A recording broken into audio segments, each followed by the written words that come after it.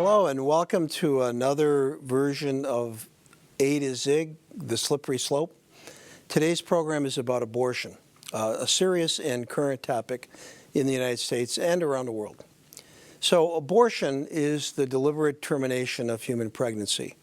It's most often performed in the first 28 weeks of pregnancy. What we know about abortion historically is that it was first recorded in the Egyptian papyrus in 1550 BCE. Abortion, however, as a women's rights issue, is something that's probably more current and more modern. Abortion legislation has never been in the hands of women. The 20th century was really more about economic and military expansion, desire for cheap labor, and greater consumerism. But within that, women also spoke out about their rights. The legal history of abortion in the U.S. illustrates dramatically that it was doctors, not women, who defined morality surrounding abortion. Now, throughout history, and some people will disagree with me about this, but men had public power and authority and were really encouraged to be sexual for reproductive reasons, etc. Women were offered the alternative of being powerful only as sexual beings who could thus enforce a domestic moral order and take care of the family, so to speak. Now, some people may disagree with that, but if you really look at the context, that's probably pretty accurate up until most recently. What happened in 1973 is that 14 states liberalized their existing abortion laws, and the Supreme Court ruled that abortion is a private matter between a woman and her doctor. The current problem is that despite these new laws and attitudes towards women and abortion, male-dominated and male-defined institutions still determine what is possible. The Supreme Court really looked at abortion, as it looked at many things, as a right of privacy. And it looked at also the issue of health. In Doe v. Bolton, the Supreme Court looked at health to mean all factors that affect women. This was significant because it included physical, emotional, psychological, familial, and the woman's age. And so it opened up this idea that a woman can operate in all of these different spheres. So let's talk about abortion here in the U.S. Nearly half of pregnancies are unintended. That may surprise you. And 4 in 10 of these are terminated by abortion. So it's a very common practice. There are over 3,000 abortions in this country per day. The abortion rate in the United States is 20.8 per 1,000. We're somewhere in the middle of where the abortion rate is in the world. 22% of all pregnancies, excluding miscarriages, end in abortion. The favorability of abortions in this country has been supported by the population consistently for a period of time now. Upwards to 70% of people feel that abortion should be legalized. So when we had Roe v. Wade, we knew that there would be challenges to it. The draft opinion before the Supreme Court right now, Dobbs versus Jackson Women's Health Organization, is an opportunity for the court to change Roe v. Wade. And it's expected that they're going to put restrictions or possibly even eliminate the rights that were given under Roe v. Wade. If this happens, 26 states are certain or more likely to ban abortion. In much of Europe, Canada, and Australia, laws around abortion are somewhat similar to what they are in the U.S. So if this new ruling changes the status of abortion, that will mean that many people are going to have less access to abortion than our neighbors in Mexico or Canada. Abortion is a worldwide matter, and 73 million induced abortions take place worldwide each year, and it's prohibited in 24 countries. It's considered a common health intervention. It's considered safe when carried out using methods that are appropriate to the pregnancy duration and when people who provide them have the necessary skills. 6 out of 10 of all unintended pregnancies end in induced abortion around the world. And the concerns usually are around the lack of access to safe, timely, affordable, and respectful abortion, because this is a preventable cause of many maternal deaths and morbidities. Keep in mind also this: the abortion pill has been used in this country by 54% of women who terminate their pregnancies. And it's likely to increase if the Supreme Court makes abortions more restrictive. Why do people get abortions, you might ask? Well, there's many reasons. Most abortions involve low medical risk. It's an alternative to pregnancy. It's an alternative to parenting. It gives women control over their bodies. Many women feel positive about abortion decisions. Abortion is an option for women whose fetus is diagnosed as having severe health challenges. And abortion is an option for women facing life-threatening conditions, and also for women who may have been forced into a pregnancy. What are the cons of abortion? Well, there's some minor health risks. There may be psychological consequences for some women. It can be costly. In some states, abortion requires parental permission. It might be difficult to access.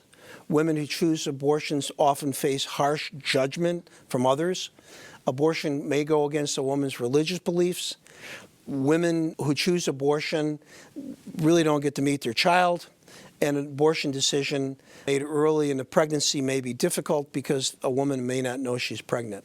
So major religious groups have positions on abortion, and we can see that on the left: African Methodists, Assemblies of God, Roman Catholic Church, Church of Jesus Christ of Latter-day Saints, Hinduism, Lutheran Church, Missouri Synod, and the Southern Baptist conservative groups are definitely opposed to abortion. And then as you move across, looking at other groups, they have less of an inclination against it and are more accepting of it. During the early period of Christianity, many important men clearly, emphatically condemned abortion as a grave evil. And that's been with us throughout time. Since the first century, for instance, the Catholic Church affirmed a moral evil as describing abortion. And in 1588, Pope Sixtus declared abortion a murder. Now, that was changed 3 years later by Pope Gregory, who realized that it was difficult to enforce, and they limited to this idea of ensouled fetuses. What's an ensouled fetus? It is a fetus that is still within the 40 to 88 day of conception. And the way this was chosen was because you can identify the genitalia of males and females within the first 40 to 80 days. And St. Thomas Aquinas was a person who really promoted this whole idea of ensouled fetuses. In 1869, the Catholic Church under Pius IX declared abortion as murder.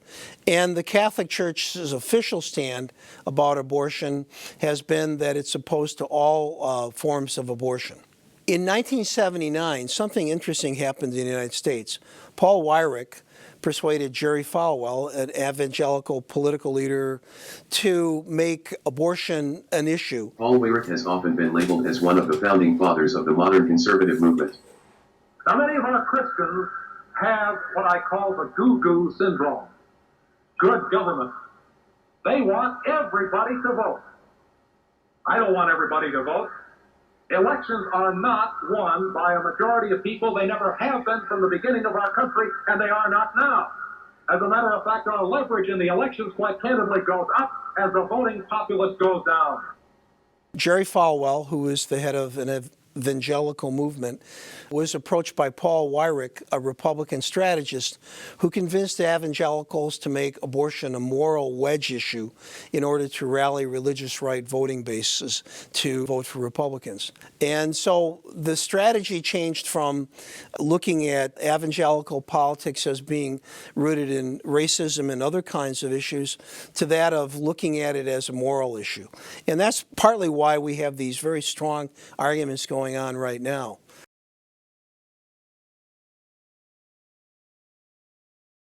We do have a First Amendment clause, which interpreted really constitutes the idea that there's separation of church and state.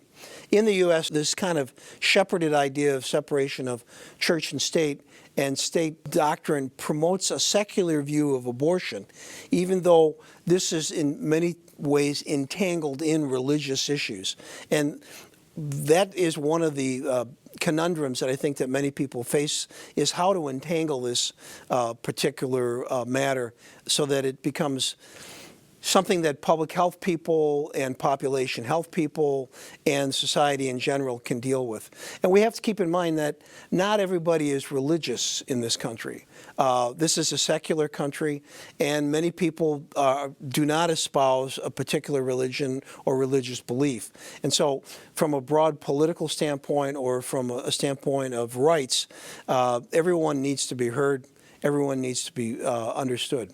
The footage you're about to see took place the day after the Supreme Court's upcoming decision about Roe v. Wade and about abortion was leaked to the public. And it provides a glimpse into how people feel on either side of this issue.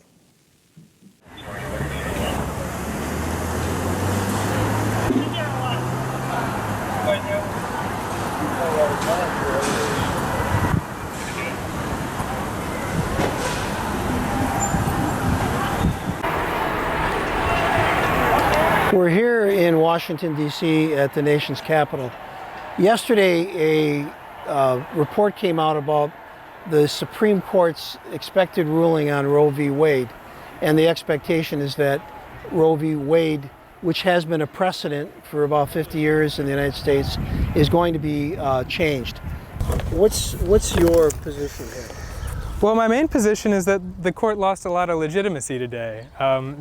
We only have a society when we can trust the precedents and the honesty of precedents.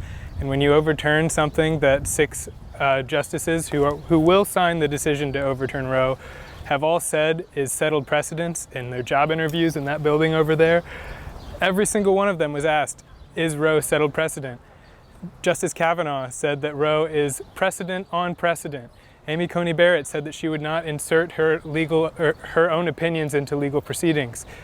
Those 2 lied, and more of them lied when they said that Roe v. Wade is settled precedent. So if Roe is not settled precedent, what else is not settled precedent? There are many other decisions that we have made a legal foundation for this country upon that could have the rug just as easily pulled out from under them as well. So my concern is as much with the mothers who will suffer from this, as well as the legal coherence of our principles. And I don't think we're living up to that today. The issues today are about abortion and about whether or not abortion is a woman's right or the right of the unborn child. It's also about whether the government can tell women what they can do with their body, as well as whether or not women can make a decision about the unborn without the sanction of the government. It's very entangled in many ways, an issue that probably isn't going to be resolved easily. It will be probably left up to the Congress to fashion some type of legislation to codify abortion in this country if the Supreme Court strikes down Roe v. Wade.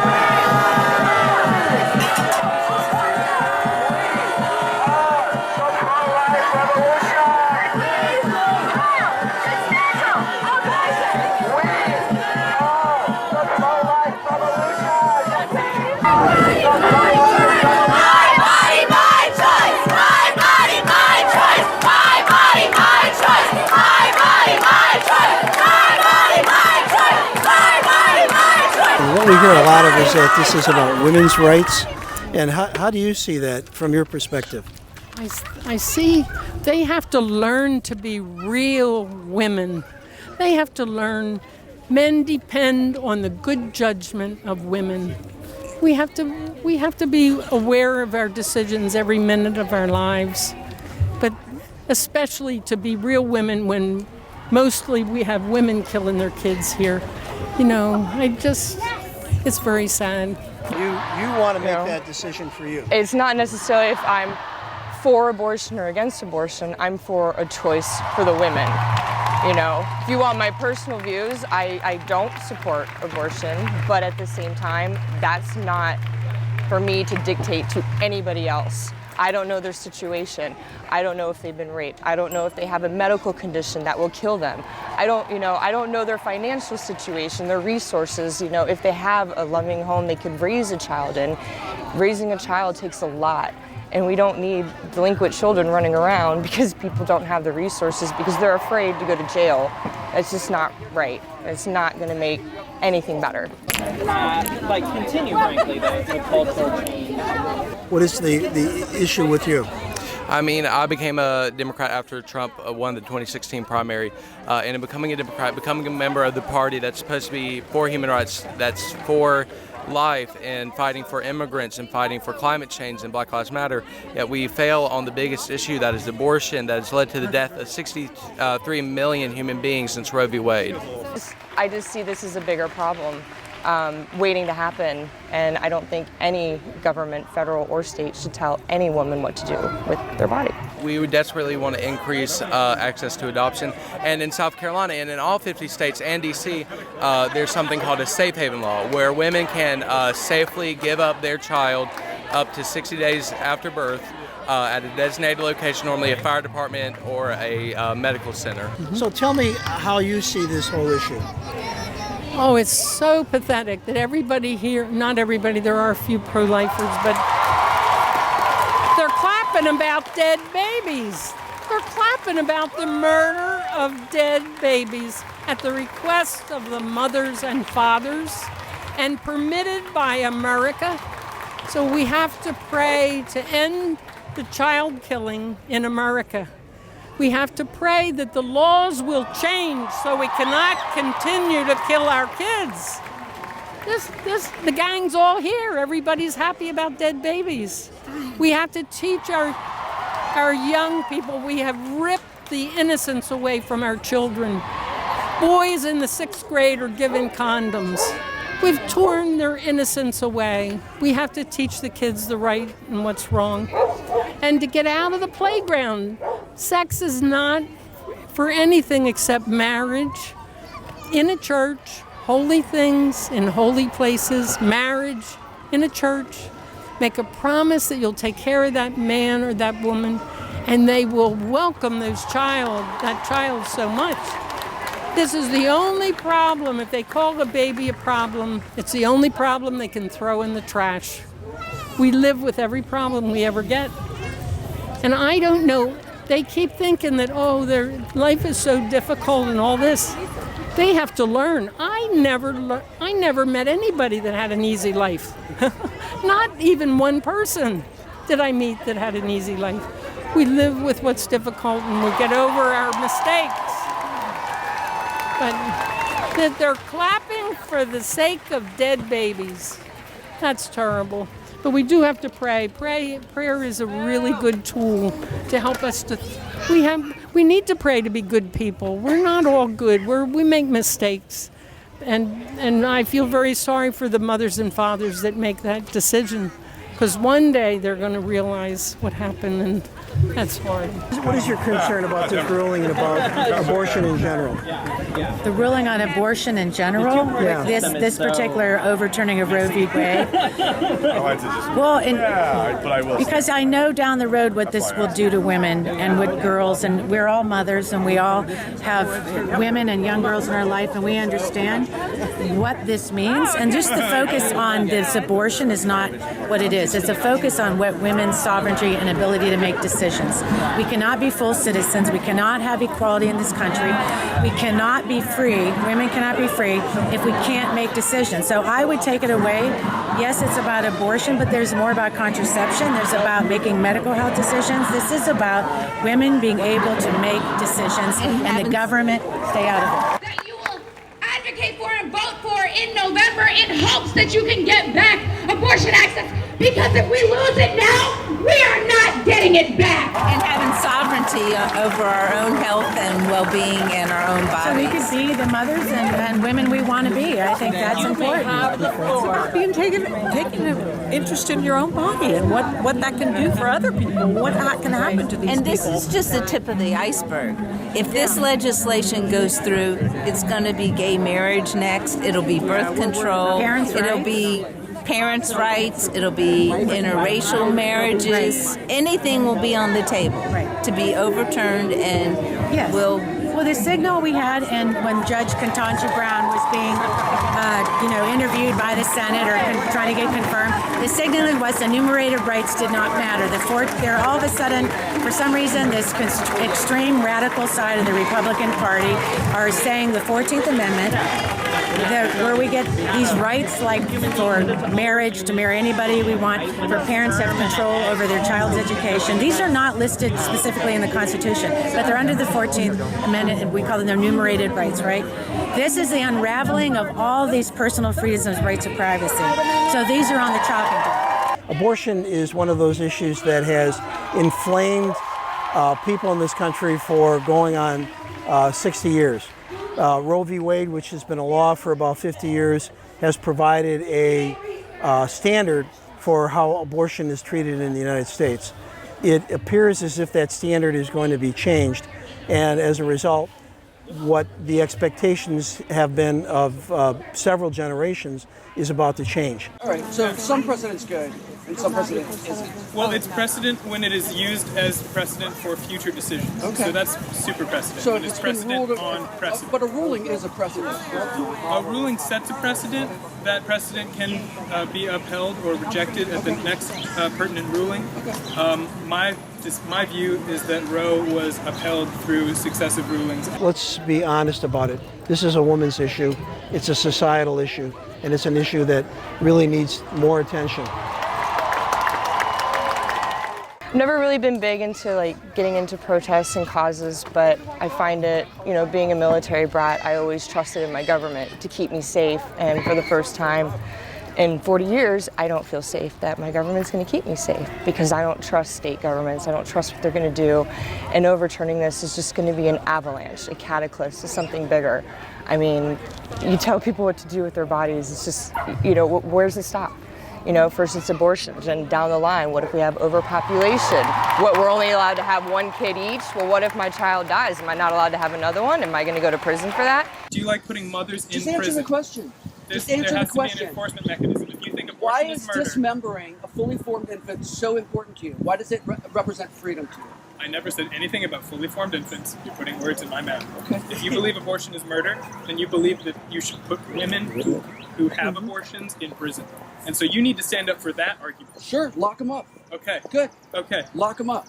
The footage you just saw gives you an idea of how emotional this issue is. The last argument also really demonstrates that this issue has now reached a point where women's rights are being tested, and the rights of people to make decisions about their body is being questioned. The issue now is a woman's choice or right to life. Thank you for watching A to Zig, The Slippery Slope. I hope that this program gives you some thoughtful moments to think about where you stand on this issue.